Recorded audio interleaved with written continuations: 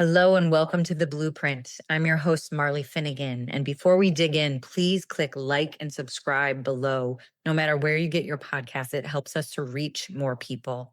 Also, consider leaving us a small donation, whether that be $1, $5, via one of the links below. It really helps us in funding the creation of this work. And it means a lot to know that you're out there and that you like us. So let's dig in. Hello and welcome to The Blueprint. I am so thrilled to be joined today by Jeni Miles. She is ex-big tech, a behavioral scientist turned post-growth researcher. She's the podcast host of Moral Footprint and a mom of 2. Jeni, welcome to The Blueprint. Thank you so much for having me on. I'm really looking forward to our chat together today. Yes, I'm so grateful. And I first saw Jeni's work on the paper that she recently published, and maybe it actually wasn't so recent anymore, I think it was like July. July. Okay, amazing. And we connected for a couple phone calls, which wound up getting really personal and beautiful and lovely, and actually not winding up talking that much about what we do for money, which is always Yeah, beautiful. that was the footnote. Yeah, exactly. Exactly. Well, Jeni, I always love to start by learning more just about your story. So even, through your childhood, the through lines that really bring you to where you are today and the mindset in which you have come into in this moment. Yeah, that's a lovely place to start because it's actually helped me see connections of who I was as a child and where I ended up today. So thank you, first of all, for that question. So I will probably start by talking about my childhood wasn't that happy. I was so I have an older brother, and my mum, when I was about 7, became agoraphobic. So for anyone who doesn't know, agoraphobia is when you're like have a fear of open spaces. My mum essentially stopped leaving the house, stopped parenting essentially. And then over the years after that, my dad also became a hoarder. So I'm in this, suburban home feeling very, very confined. I was essentially parentified, where, I'm the one who's trying to get the parents to do stuff. I'm the one vacuuming. I'm the one essentially being like the family mum. And I guess that kind of connects to where I went in my career because I knew I wanted to get out of that situation. I knew it wasn't a healthy place to be. And so for much of my childhood, I was really teacher's pet. I would revise and revise and revise and just working so hard to get good grades, which of course, like in our society, that's what is deemed being successful, getting good grades, getting a good job. I guess like the first time that I really not straight off that path, but there was a real push from my dad of you should go into business studies, you should go into something a bit more useful than English literature. So I did my degree in English literature and I loved it. It didn't really feel connected to a future career, but it was about learning about the world, learning about feminism and just how society works. So that was a great grounding for me to kind of question the societal structures that we're within. And then if you fast forward to 2009, like when the global recession hit, I was a graduate and I couldn't get a job, and it was terrifying. I thought I've come all this way, I've left my family home, I've traveled the world, I've done everything I want, I've ticked all the right boxes that society says we should do. And yet I'm unemployed, living back with my very mentally unwell parents. Where am I going to go from here? And I guess I wanted to highlight how my first proper job outside of university was actually Amazon. I don't know if you know that, but my first job was in big tech. And I think it's interesting to mention because I got that job not by pursuing a role in tech. I wasn't looking to necessarily find a job that, was making me good money. It actually came my way because they were looking for someone with like editorial experience and someone who could write. And it's really interesting because that was like the first part of my role, like writing content about the films and movies that we were selling. And after like a year or so of doing that role, they actually said, "Oh, the revenue goes down when we have editorial content on the Amazon storefront. get rid of all those words. We just want as many DVDs and box sets on the homepage. We just want to drive up the revenue metrics. So I think that was my first realization of, oh, the stuff that is more like qualitative, more human, it's kind of Heartfelt. it's disregarded and it gets edited out. And the same thing happened when I was at Google Play as well, where again, the editorial teams slowly over time, they get kind of chipped away at, and it's really about the algorithms that actually drive the most revenue, like per square inch. So yeah, so then I went to Google Play, spent 14 years in total in big tech, and I think maybe I can talk about at that moment when I was at Google, when I started to kind of question some of like the mainstream narrative about business. So my role at Google Play for many years was apps growth consultant, apps sort of business partnerships manager, and it was all about helping apps, mobile apps, be successful. And you might remember, like 10 years ago, there was a huge push for like growth hacking. How can we make products as addictive? How can we make as much money as possible from them? How can we almost like circumvent how people sort of naturally engage with apps to benefit our business? And even back like 7 years ago, even though my role was to help those companies grow, I actually said this doesn't make sense. This isn't right for the customer, and how can we pursue more like at the time I called it sustainable engagement. So, I kind of created my own sustainable engagement day where I got hundreds of product managers, whether they're from Silicon Valley or across Europe, to talk about what does it mean to do like purposeful engagement with apps. So I think that was like my first time that I noticed I was like confronting maybe mainstream norms and saying, this doesn't seem to be the best option. How can we talk about doing something different? Um, and then, like from there, because I was working with apps, and of course, it's all about how to engage people, how to help them reach their goals. I got really interested in behavioral science. That's all about the science of how do people take action? How can you make it so that they are more likely to take action?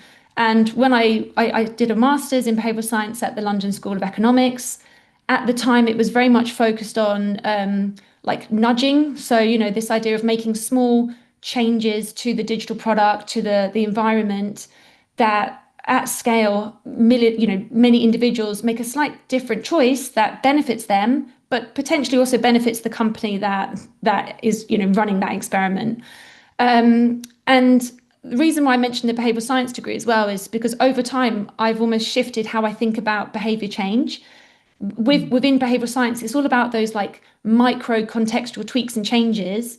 And where I'm at now is, hold on, why was I using my master's to focus just on how can we get people to reduce meat consumption and not asking why is the government paying, hundreds, millions of pounds in subsidies to these potentially harmful industries. So I think that's like another good sort of indication of, reassessing how change happens and thinking more beyond just like the individual as the siloed sort of one person who can make change. I also maybe want to chat a bit about what I tried to do within my corporate role before I decided to leave and completely pivot, walk away from the system. So, I was becoming quite awakened by the climate emergency. In 2017, I think it was, I became an ethical vegan. I'm not currently like a strictly practicing vegan anymore, unfortunately, but it really opened my eyes up to like, harmful systems and especially how capitalist food systems just completely prioritize profit over the well-being of, humans, non-human animals, and the environment. Um, and then I thought, okay, that's great. How can I bring sustainability? And at the time, I was still thinking very much in terms of like carbon emissions. How can I bring that into my role? So I tried to wedge digital sustainability into my role as an apps growth consultant. It was never like my main focus, but I was just thinking, we've got at the time it was, I don't know, 7, 8 years left in this really crucial decade. And yet my day job, I was doing absolutely nothing related to these huge like existential crises at a planetary level. And I found that really hard to grapple with. So there was like a bit of content writing about digital sustainability, but then I thought, okay, how can we, with the massive resources and reach of a platform like Google Play and their Google Play console, which reaches millions of app developers, perhaps we could use that to help identify, emission reducing opportunities and potentially cut emissions at scale. Like that's incredible. And the managers that I spoke to, where I was like, how can we do this? This would be so great, a great use of our privilege in having this reach. And it was kind of like, yeah, that could be a priority next year. But right now we need to focus on revenue maximization. Like we just need to focus on what projects can drive growth, what projects can drive revenue. So I think at that point I realized, even when I was trying to push change from within, I didn't really see how I could do it anymore. And that combined with, of course, like becoming a mum, trying to balance full-time work with motherhood, it was a bit tough for me. So that's when I decided to leave. Wow. I mean, Jeni, just to be in those, to be able to have those conversations and bring those ideas to the table. And that's a brilliant, Mm, amazing idea. And I mean, I would say now Google is kind of doing some of these things for sure with definitely travel, it seems like, or lower emissions pathways to your yeah, destination. like small nudges. Small, right. And it's such a testament, it's a microcosm to the macrocosm of everything in service to growth. Absolutely. And it's also really interesting about, your behavioral science learning and education, and just how it made me think right away, even though you're learning these small microcosmic nudges that change Yeah, behaviors, none of it has a connective through line to the environmental impact of said behavior, both for the individual or for the company. And that's the bigger problem, is like, we have all these planetary boundaries over here that are on their island and completely disconnected from corporate yeah, action, activity, all aspects of anything. And, growth and GDP are over here on their island, and neither of them are interconnecting, even though, you know, what I find to be so wild is water, air are the biggest luxuries that we have as a species. yeah. Food, good food and soil. Forget gold or diamonds or, whatever the bunkers. If you don't have those things, you cannot survive. So just honoring what you saw during that time, and also Mm, honoring the bravery and the guts to just to bring it to the table. And that's such a good through line for your paper, which is how we first connect, hidden business majority.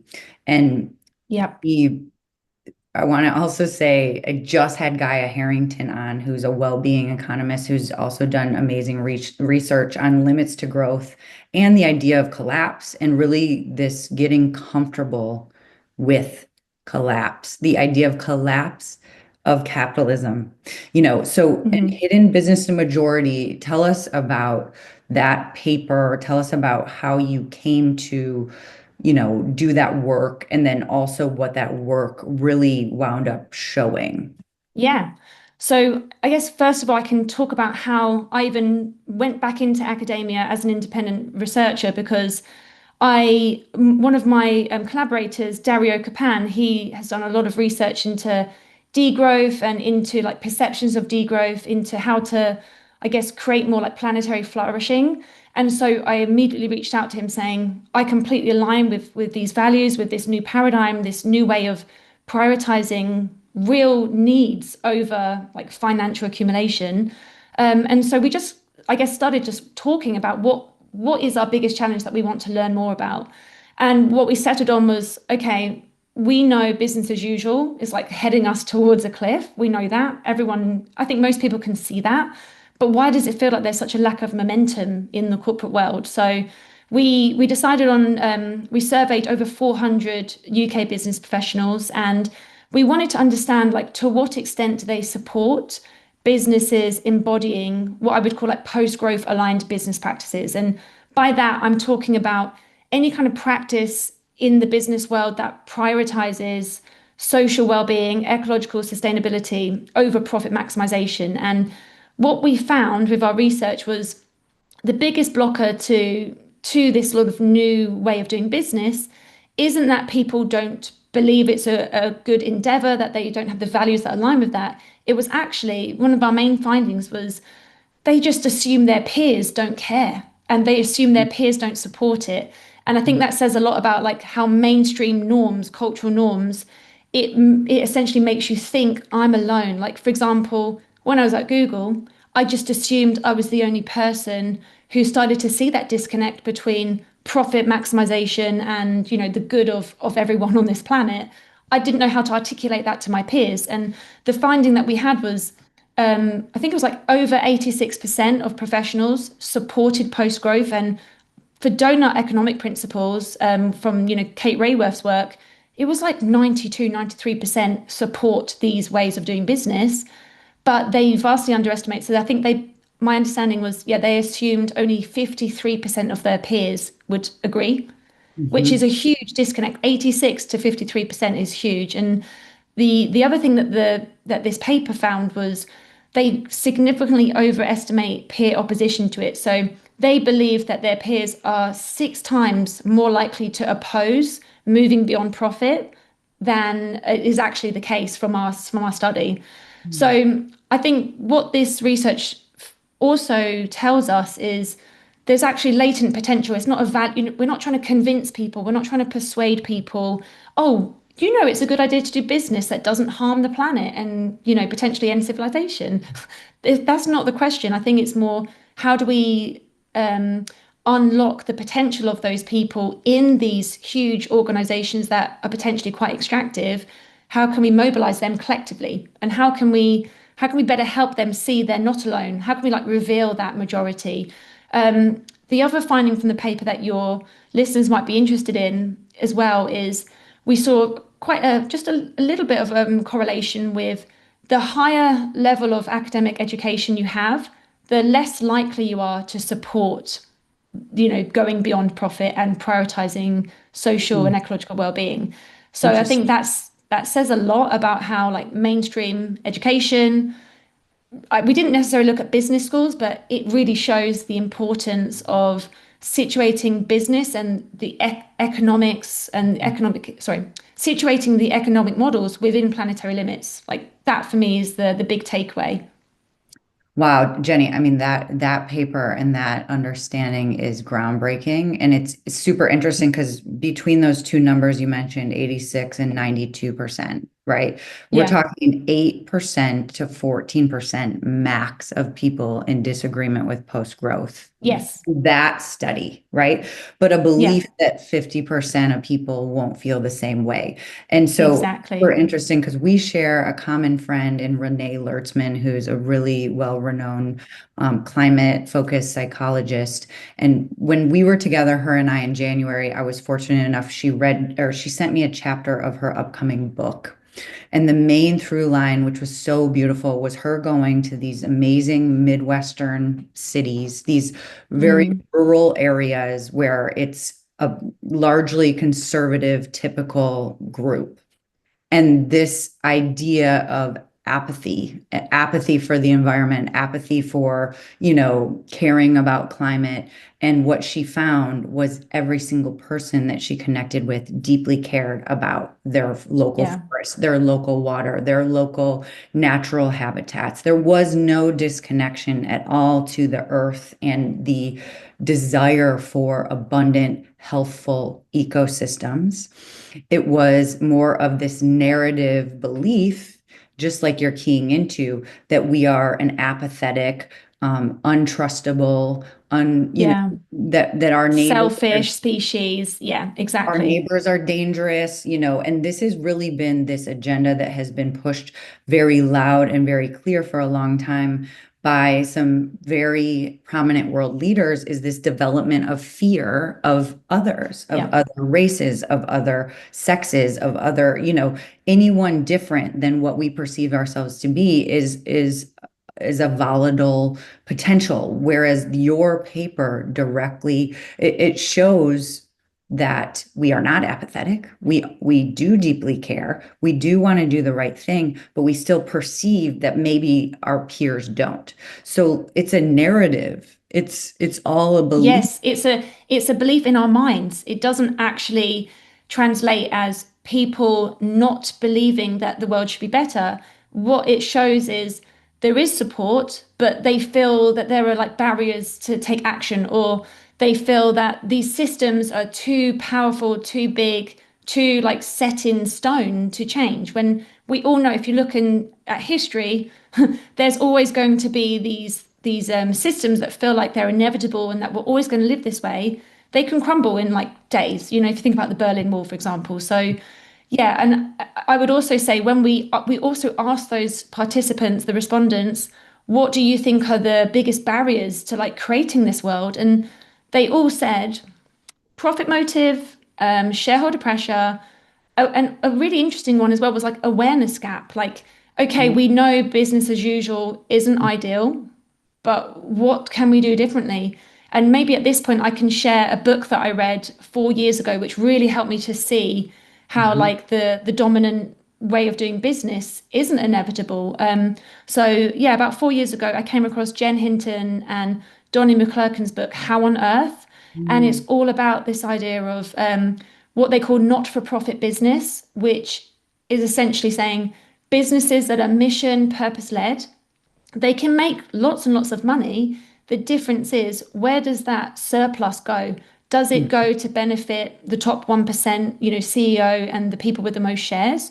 Or does that revenue go, does that surplus go to the stakeholders who made it happen, like the workers? Does it go to reinvesting in the mission to, like, for example, improve the local community?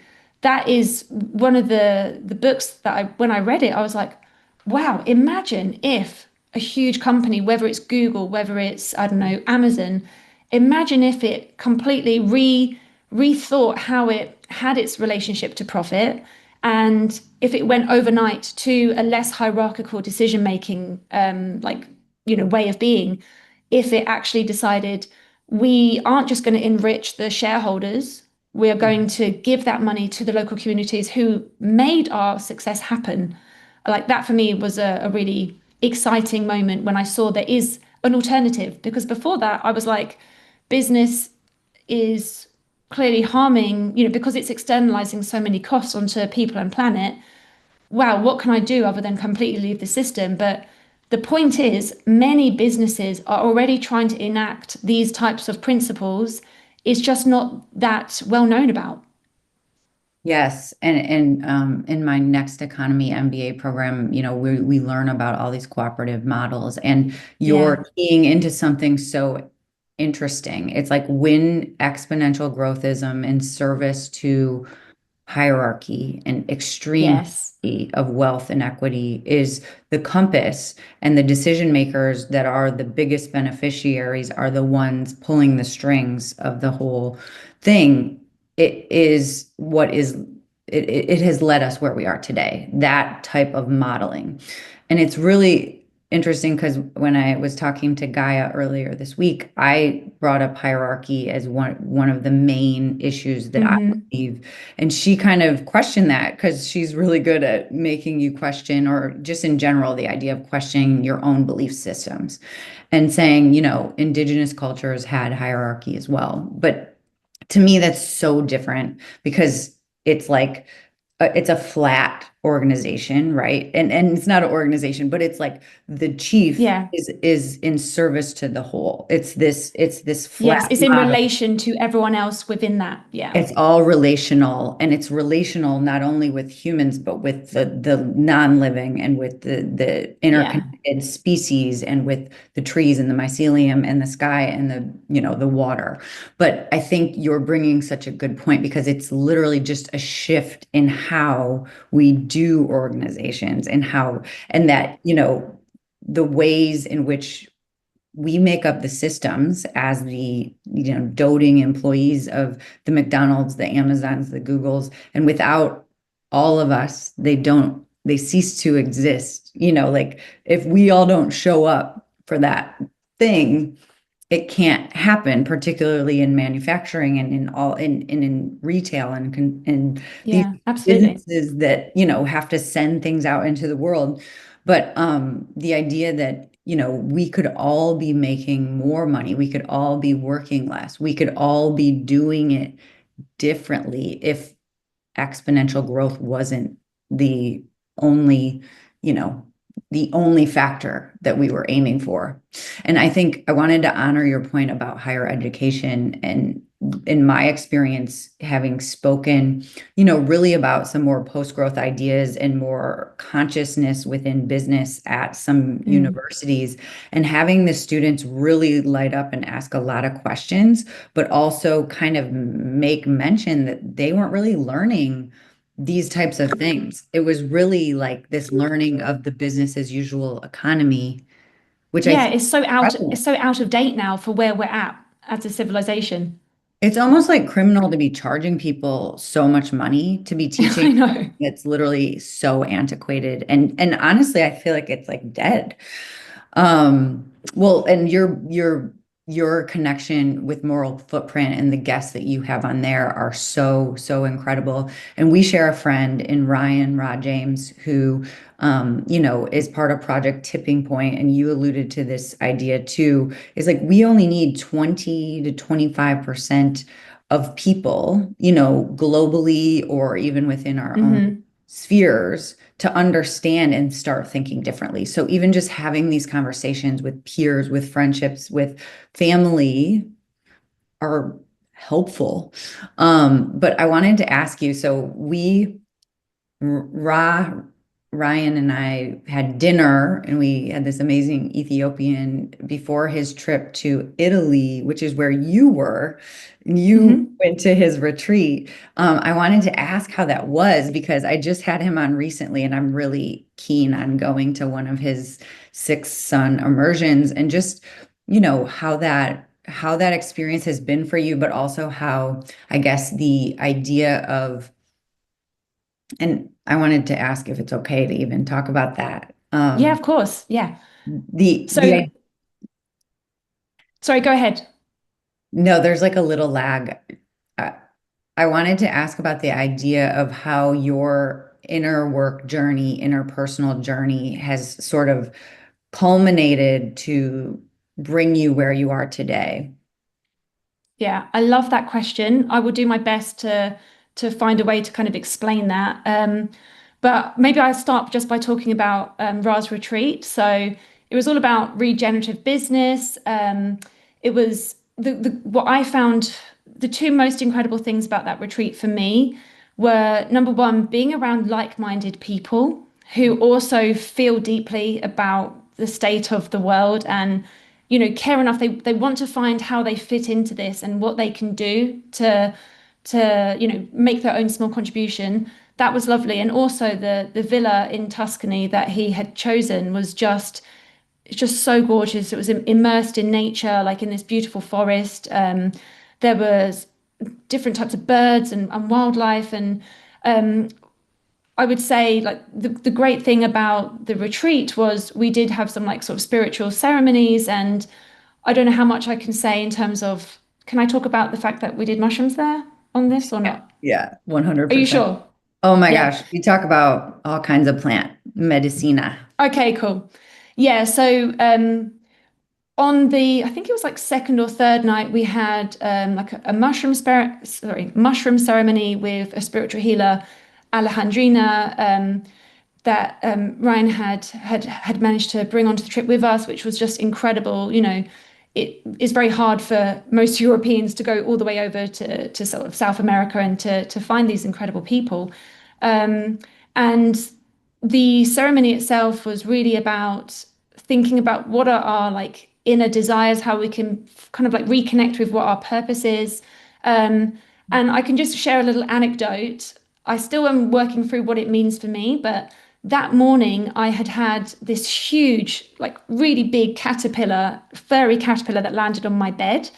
And I would also caveat that I historically haven't been that spiritual a person. Like I will often say, oh, there's a reason that's happened, but it doesn't necessarily mean there's like a higher power that's enabled it. But I'm definitely reassessing. I think it's very humbling to realize there's so much we don't know about reality, and I'm very much on that kind of wavelength now. But yeah, during the ceremony, as I sort of closed my eyes and lay down next to all my fellow comrades and peers, what I could see were all these like beautiful kaleidoscopic patterns, and they reminded me so much of the kind of the patterns on the caterpillar body. And when I shared that with the group, one of the points that was made was it's really interesting because when we actually came out from the ceremony and we all went underneath, out into the open under the stars, and we had to kind of look up at the stars, and Alejandrina says something along the lines of, why are you looking up there at the beauty of the cosmos when all of that is within you? It's all residing within you. Why are you looking all the way up there? Look at yourself. You have that potential.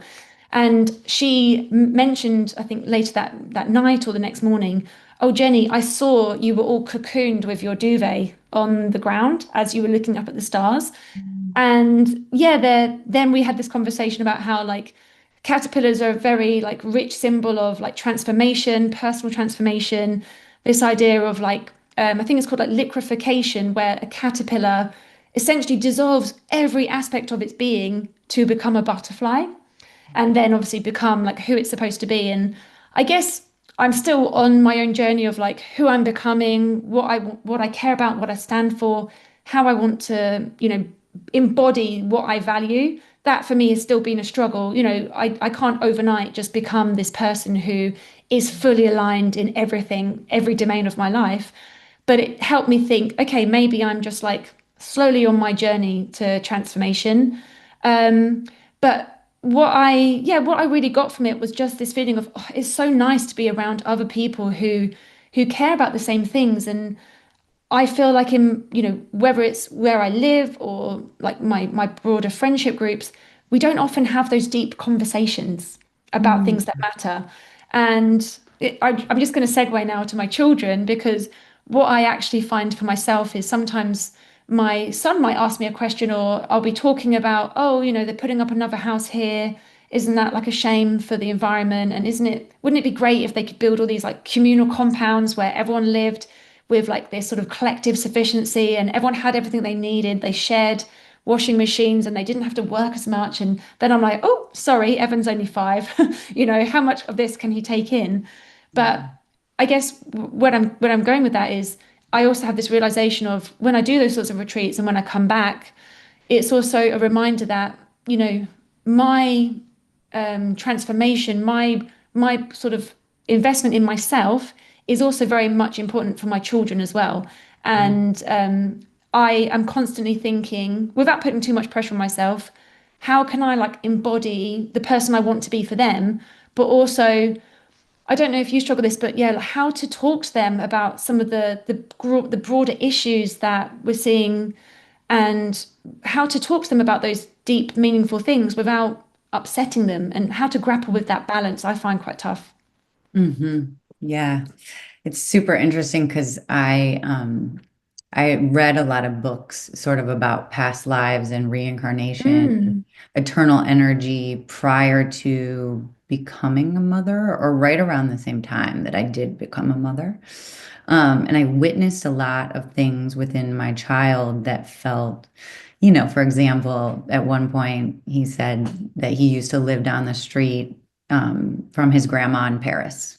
Another time he said he really missed Nebraska and he wished he could go back to Nebraska. All things in which he's never experienced and there's no context for in this life. And he was just so young. I really deeply believe in sort of this eternal nature. And I also believe that our children at this time are really coming on for a big purpose to, Yeah, be the way showers and be the usherers of these new ways of being, which are really rooted in old ways of being and are yeah, rooted in exactly what you're teaching. And the thing that's funny is I have always probably pushed the limits on what's appropriate, or maybe, I guess, too much information or too high level information for a young mind. But I find that it has benefited, He's got really amazing marks, like 99th percentile nationally for reading and math. And Wow. but more than that, I think interpersonally and relationally is very sympathetic, empathetic, and kind and compassionate and caring, which to me is so, so deeply important, more than, the numbers.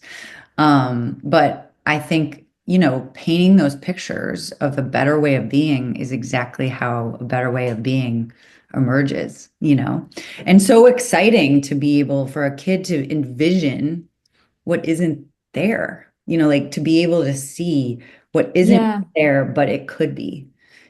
I think that's amazing to be able to share those words and that vision.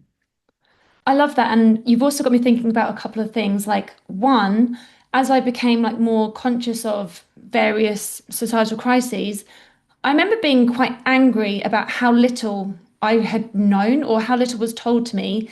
And when you think about so many issues that we face, whether it's planetary overshoot. I mean, as you say, Limits to Growth was published, what was it, in 1972?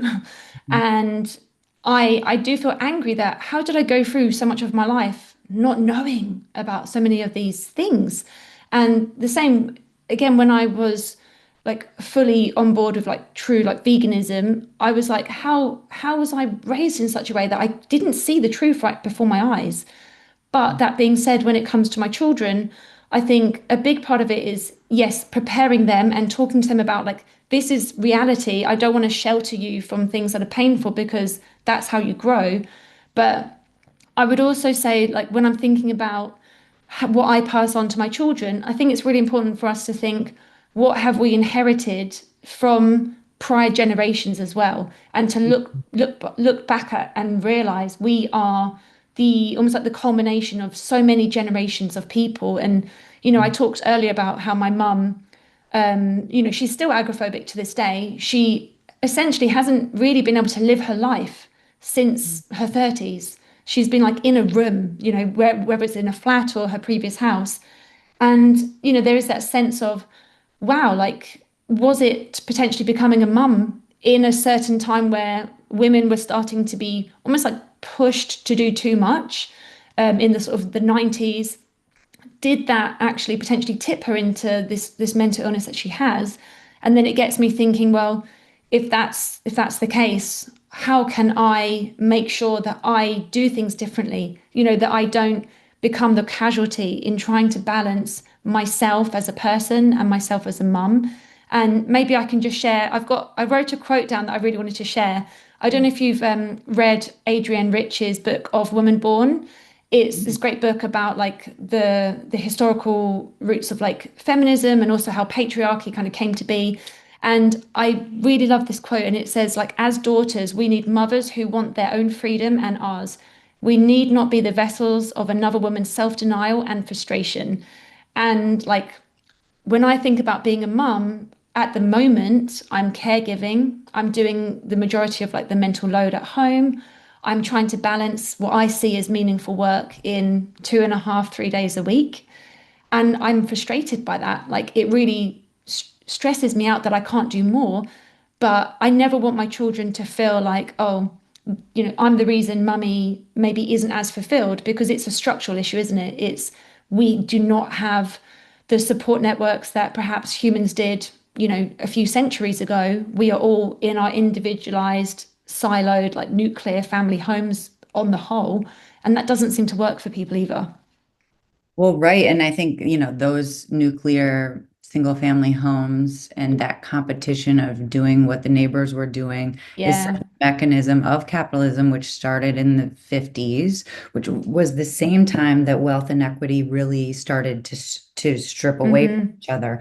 And when happiness in the US, as is in Jason Hickel's book, started to decrease in alignment with that wealth inequity. It's like perception of happiness is so interconnected to the whole big picture. And I think one thing we don't think and talk about enough is also those that are at the very top financially, the fear and the distrust that comes in association with that, Yeah. that deep deep othering of others, that they're untrustworthy or that they want to take my money, and how isolating and how provoking that could actually be. And that, I think, to your point, first of all, I wanted to also empathize, with the experience of how your parents' mental health affected your life, and also just honoring that it accelerated your need to be an adult Yeah. for your time, and seeing you in your desire to be in your truth and your desire to do what feels right in your soul. That is the absolute best thing you can do for your children, in my eyes, Oh, is 100%. be in inner peace with yourself, because when you are in peace, Yeah. they can be in peace too, and they can model that neurological and nervous system, behavior. So, but also just like the unraveling that you must have had to do to be with the experience of your parents and their challenges, while, also not allowing fear or allowing those experiences to define you. Yeah, absolutely. And I would also say like something, this is really quite a powerful moment, but I really want to share it because we were just talking about like our children and what we've inherited from our parents. And when I was 2 weeks pregnant with my firstborn, so with my son, my dad died suddenly. So I don't know if I've even told you about this, but we're pretty sure like he fell down the stairs on his own clutter, like he tripped and fell and died. And again, the reason why I'm sharing this is because it was this real juxtaposition of like, the way my dad's like mental health and this feeling of not being able to sustain like a sort of safe, even at the household level, like as a microcosm of society, even at that one house, it just wasn't able to be like this sustainable ecosystem. That is what ultimately led to him dying before his time. And I'm there like at the time I didn't know I was pregnant, but a few days later, all I can really say, I'll just share.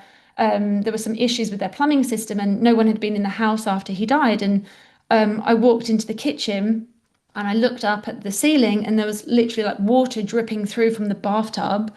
And I'm looking up like, oh my goodness, this is what I've inherited. All this sort of domestic collapse is on my shoulders, and I've got to fix this. This is my problem, no one else's. I've got to deal with this. And then obviously, like I think the day before his funeral, I found out I was pregnant. And then it's like this real moment of like clarity of wow, how powerful is that symbolically of looking at what happened to my dad and like what I maybe have inherited that I didn't want from him.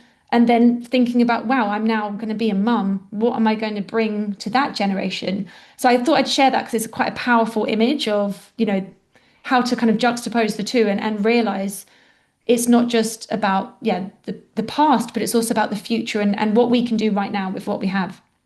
Absolutely. Wow, that's a beautiful, beautiful share. And I'm sure mentally and physically was a lot to process all at once. I know that I felt with my childhood, kind of not a resistance to being a mother, or to Mm. motherhood, or to wanting a child, but a lack of belief in myself, and a real deep desire not to want to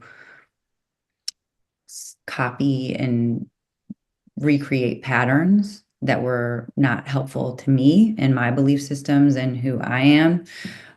So, I can empathize with how complex that probably felt in that moment. And also, you being the only unique perspective of that childhood, and then to be in that unique perspective of creating life in the same, space. Yeah, and it definitely gets you thinking, doesn't it? Okay, I was raised in a certain way which was quite toxic, unsustainable in all ways of in all meanings of the word. And then of course, by nature of being confronted with that, you obviously think, okay, well, what am I giving to my children? And maybe it's worth talking about as well, like what I'm trying to do in those sorts of domestic structures to improve and make things a bit better for my kids. So like currently, I live in quite a nice like 4-bed house, like there's lots of space, and yet I am completely in a way like not connected to much community. So, you could say like materially, I've got lots of space and it's all great, and it's like what you're meant to attain towards when you're in a sort of capitalist society. But I've like it's actually made me really deeply unhappy because I've been here with 2 children, no support structures, and so what I would probably share is, which I think is quite a healing narrative. What me and my husband are planning to do is actually like downsize and move back to my childhood home, just make it somewhere livable and a place of healing for me and the children as well, and be somewhere that perhaps is more of a walkable community where I am sort of living more based on sufficiency. And I think that's quite a powerful message to my children, that it's not about more, more, more. It's actually what do you truly need to be happy? And I think that's the question that I keep asking myself. And something that's coming to mind as well. So we obviously talked about when I was in the corporate world, and that last year I became self-employed by choice, obviously, to be more flexible and to do more meaningful work. But what I found was I was actually replicating that same sort of corporate treadmill in my self-employment. I was like working late in the evenings. I was kind of facing burnout.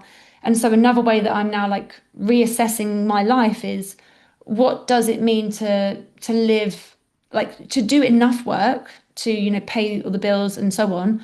But when is enough enough? And actually, how can I live in such a way that I have more slow time to grow vegetables, time to be part of my community? Like, for example, when I was on maternity leave, I was very politically active with our local Green Party. And then once I went back to work, I couldn't help in my local community. I didn't have time or energy. So, like just reassessing what is enough in terms of productivity, in terms of like material wealth, and then sort of just reassessing, I guess. I love that, and I love your desire and your intention to move back and heal yourself within that Yeah. home. I think this organization Viridescent that I'm a part of and help with retreats and some of their community work is really, really deeply about community activation. And the other aspects of it are interpersonal, empathetic interpersonal work, inner well-being, as well as nature connection. So natural world connection with deep intention and, honoring of sentience. And it just has become so apparent to me. I think that when we are connected in community in deep and nourishing ways, it circumvents the need for consumption, for these Yes, it's true external wealth, isn't it? validation aspects. And for me, I haven't purchased new clothes since 2020. I don't really consume, and I've changed my entire That's great. lifestyle, around these principles of if it's over $30, I wait 30 days to see if I need it. If it's under $30, wait 30 hours to see if you need it. Like, and it reframes your entire relationship to consuming. But it's this realization that when we have our inner peace, when we are connected in community, and when we have relationship with nature, these external validation points are not as pronounced. And actually, in fact, it almost becomes this transparency in which you can see that which is trying to disengage you from yourself or from your people. Completely.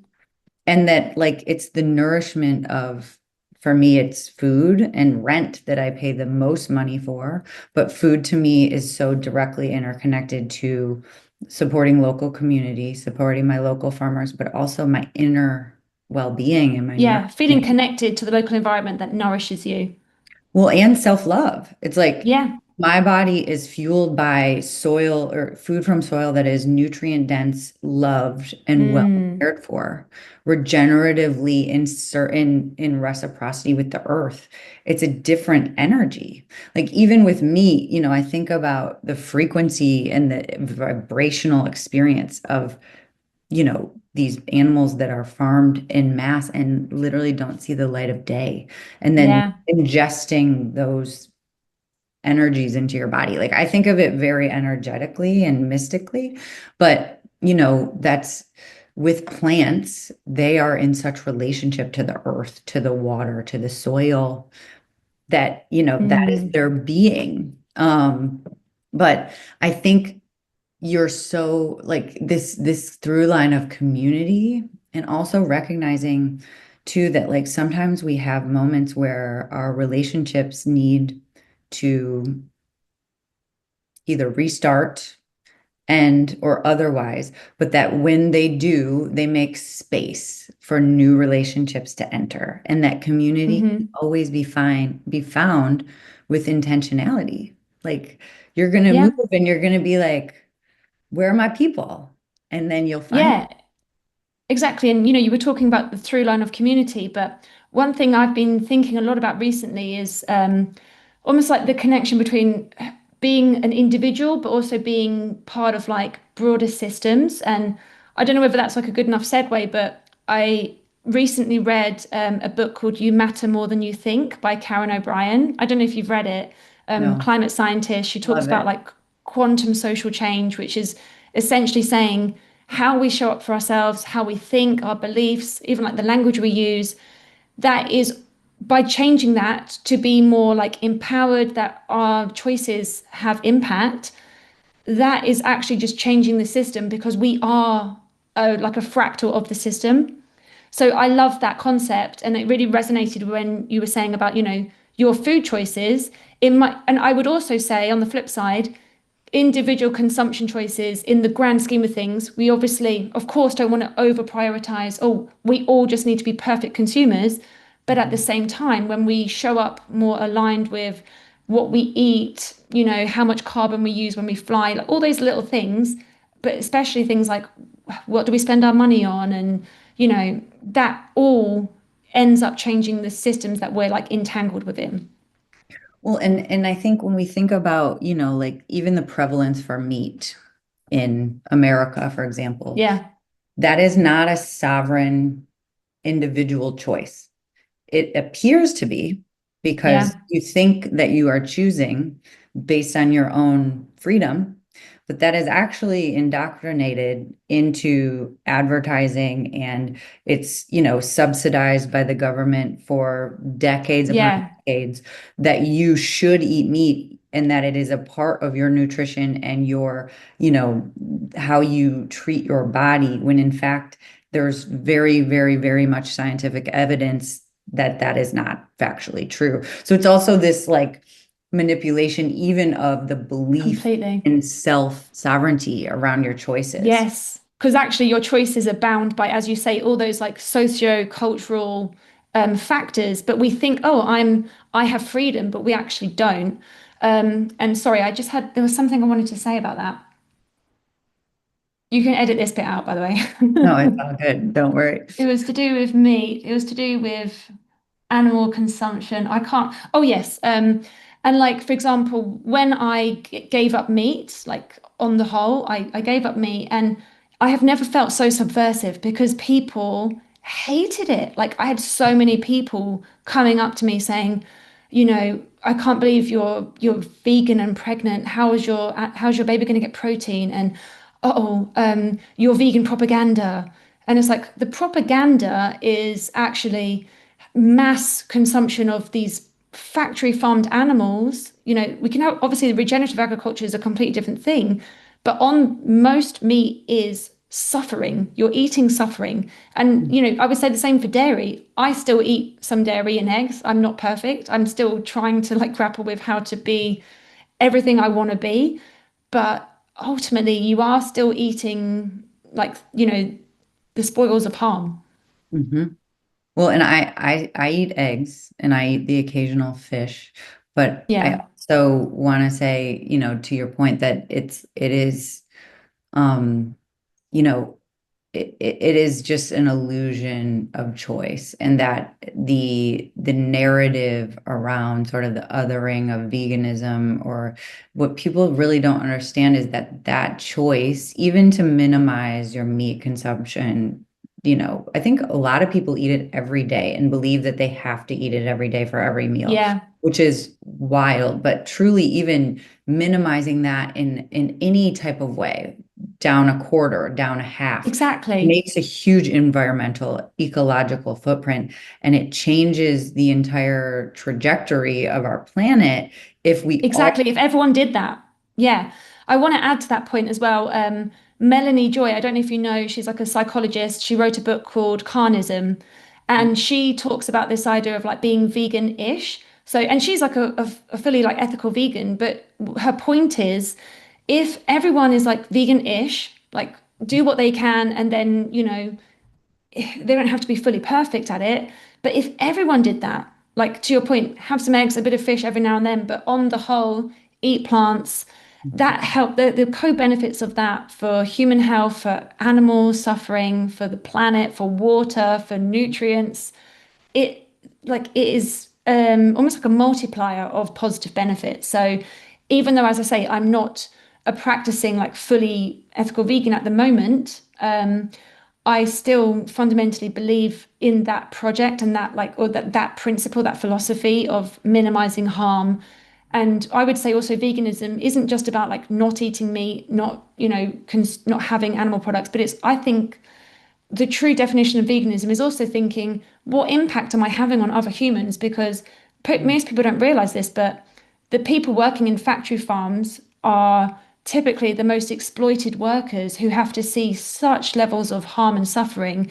So if you don't care about animals, fine, but if you care about your fellow humans, that's like a big part of how you should like approach it. Totally. And they're often exposed to carcinogens and to Yeah. really dangerous conditions. Absolutely. Yeah. And it's so funny because I had a really big point that I wanted to make around that too. And now I'm forgetting what it was. Um, man, what was it? Shoot. Okay. Well, I know we're getting close to time. So I think what I would like to do is just end with my favorite question. So, Hmm. Jeni, what to you is our highest optimal future? What does it look like? And what do you see Hmm. as the way to how we get there from Yeah. your perspective? So again, I love your questions. Actually, when I shared them with my husband before doing this podcast, he was like, "Wow, those are like incredible questions." So first of all, thank you for that. It got me thinking. So I want to maybe share first off like this concept from Rua Benjamin of like ustopias. And I think that for me, when I think about like this optimal future for humanity, it's about this again, you talked about community. How can everyone be part of like mutual flourishing?